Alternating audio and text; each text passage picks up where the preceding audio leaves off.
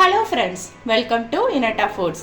இன்னைக்கு இனட்டா ஃபுட்ஸில் பார்த்தீங்கன்னா நம்ம பட்டாணி வச்சு ஒரு சுவையான குருமா ரெசிபி தான் பண்ண போகிறோம்.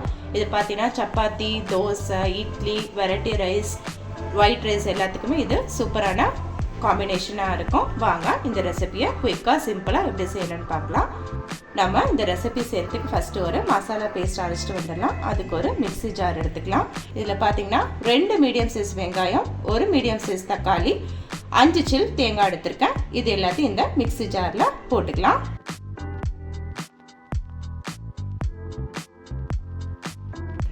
ரெண்டு டேபிள் ஸ்பூன் அளவுக்கு மல்லித்தூள்,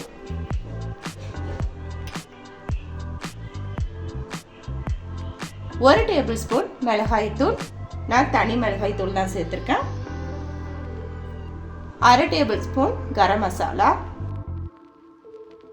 1 டேபிள் ஸ்பூன் உப்பு, 1/4 டேபிள் ஸ்பூன் மஞ்சத்தூள், கொஞ்சமா தண்ணி விட்டு நம்ம ஒரு ஃபைன் பேஸ்டா அரைச்சிக்கலாம். நான் இன்னைக்கு 1/4 டம்ளர் அளவுக்கு தண்ணி சேர்க்கிறேன். ஃபைன் பேஸ்டா அரைச்சி எடுத்துட்டு வந்துக்கலாம்.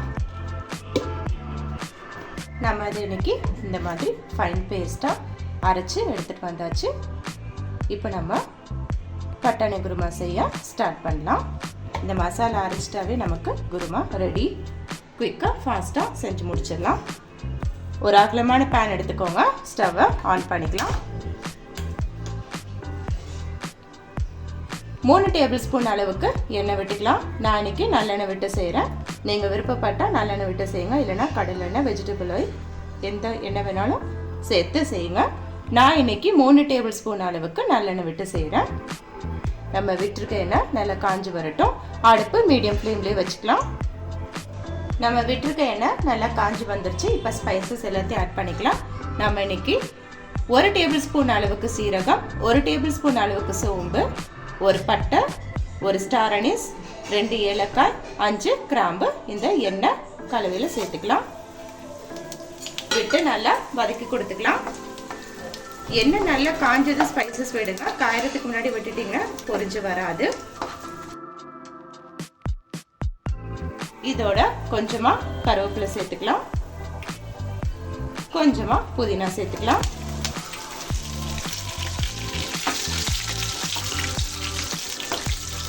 புதினாவை இந்த மாதிரி நம்ம எண்ணெயிலே வதக்கி கொடுக்கும் போது நம்ம குருமாக்கு பார்த்தீங்கன்னா ரெஸ்டாரண்ட், ஹோட்டல் ஸ்டைலில் சாப்பிட்ற அளவுக்கு டேஸ்ட்டு கிடைக்கும். அதுக்காக புதினாவை எப்படி ஒரு 1 மினிட்டுக்கு எண்ணெயில எப்படி வதக்கி கொடுத்துக்கலாம்.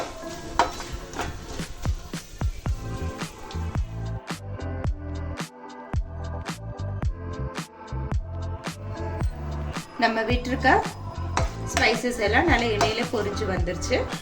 இப்போ இதோட 1 டேபிள் ஸ்பூன் அளவுக்கு இஞ்சி பூண்டு பேஸ்ட் சேர்த்துக்கலாம். இஞ்சி பூண்டு பேஸ்ட்டையும் இந்த மாதிரி எண்ணெயில வதக்கி கொடுத்து செய்யுங்க. அப்போ நம்ம ரெசிபிக்கு ஃப்ளேவர் சூப்பராக இருக்கும்.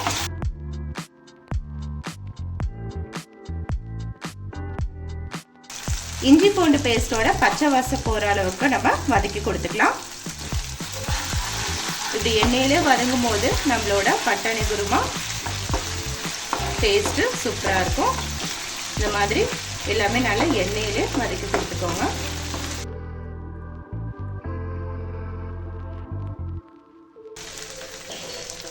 நம்ம வெட்ட இஞ்சி பூண்டு பேஸ்டோட மசாலா வாசம்லாம் போயிடுச்சு. ஸ்பைசஸோட வாசம் வர ஆரம்பிச்சிருச்சு. இப்போ நம்ம மிக்சி ஜாரில் அரைச்சி எடுத்துகிட்டு வந்திருக்க இந்த மசாலா பேஸ்ட்டை இதில் விட்டுக்கலாம். இந்த மசாலா பேஸ்ட்டை நல்லா எண்ணெயில் வதக்கி கொடுத்துக்கலாம். நம்ம வெங்காயம், தக்காளி அதோட நம்ம போட்டிருக்க மசாலாக்களோட பச்சை வாசம் போகிற அளவுக்கு நல்லா வதக்கி கொடுத்துக்கலாம். இது ஒரு 3 மினிட்ஸ்க்கு நல்லா வதக்கி கொடுத்துக்கலாம். நல்லா எண்ணெய் பிரிஞ்சு வரணும்.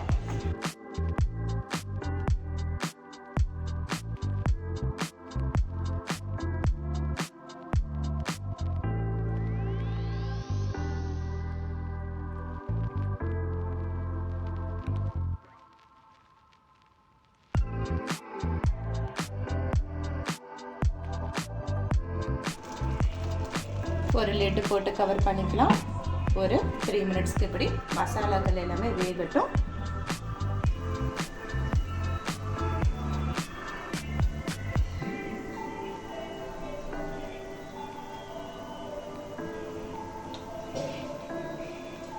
3 மினிட்ஸ் ஆயிடுச்சு. இப்போ லிட்டை ஓப்பன் பண்ணி பார்த்துடலாம். நம்ம விட்டுருக்க மசாலா நல்லா கெட்டி ஆயிடுச்சு. வெங்காயம் தக்காளியோட பச்சை வாசலாம் போயிடுச்சு. நம்ம விட்டுருக்க மசாலாக்களோட பச்சை வாசலாம் போயிடுச்சு. இந்த மாதிரி நல்லா எண்ணெய் பிரிஞ்சு வரணும். இதுதான் கரெக்ட் கன்சிஸ்டன்சி. நம்ம பேஸ்ட்டும் பார்த்தீங்கன்னா இந்த மாதிரி திக்காகணும்.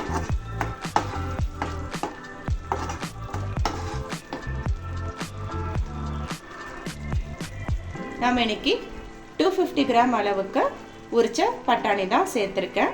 உங்களுக்கு இந்த மாதிரி உரிச்ச பட்டாணி கிடைக்கல அப்படின்னா 8 ஹவர்ஸ்க்கு முன்னாடியே ஊற வச்ச பட்டாணியை நீங்கள் சேர்த்துக்கலாம். நீங்கள் இந்த ரெசிபி பார்த்தீங்கன்னா நான் சொல்கிற மெஷர்மெண்ட்டில் குக்கரில் கூட செய்யலாம். நான் இன்றைக்கி பச்சை பட்டாணி தான் சேர்த்து செய்கிறேன். அதனால் நான் டைரெக்டாக இந்த மசாலாக்கில் விட்டுக்கிறேன். இதே காஞ்ச பட்டாணியாக இருந்துச்சுன்னா 8 ஹவர்ஸ் முன்னாடி ஊற வச்சுட்டு எடுத்துக்கோங்க. நான் சொல்கிற இந்த மெஷர்மெண்ட் அளவு எல்லாமே குக்கரில் போட்டு 2 விசில் விட்டு செய்யுங்க. நம்ம விட்டுருக்க இந்த பட்டாணியை இந்த மசாலாக்களோட கலந்து கொடுத்துக்கலாம். இந்த மசாலா எல்லாமே பட்டாணியில் இறங்கணும், அந்த அளவுக்கு கலந்து கொடுத்துக்கலாம்.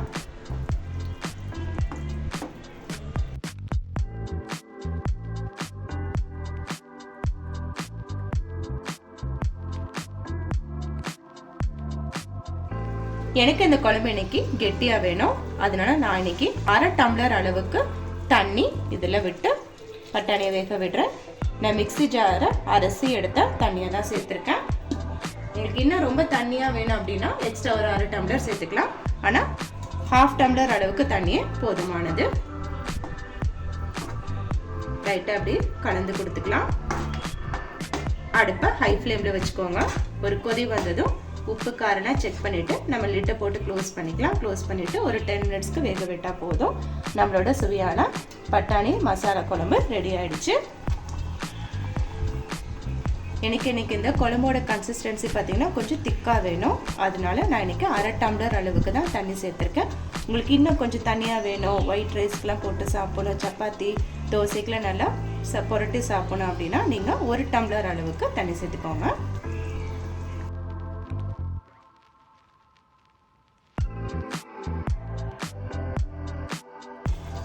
ஒரு கொதி வர ஆரம்பிச்சிருச்சு. எண்ணெயெல்லாம் அப்படி நான் ஊற்றி கொடுத்துட்டு நம்ம இன்னைக்கு உப்பு காரம்லாம் செக் பண்ணி பார்த்துக்கலாம்.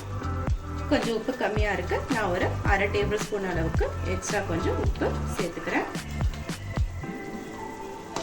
லைட்டாக அப்படி கலந்து கொடுத்துக்கலாம்.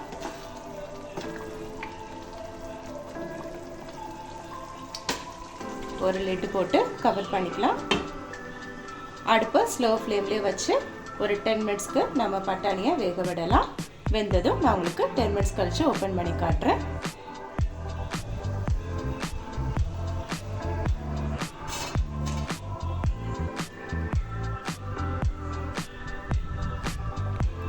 இடையில ஓப்பன் பண்ணி லைட்டாக அப்படி கலந்து கொடுத்துக்கலாம்.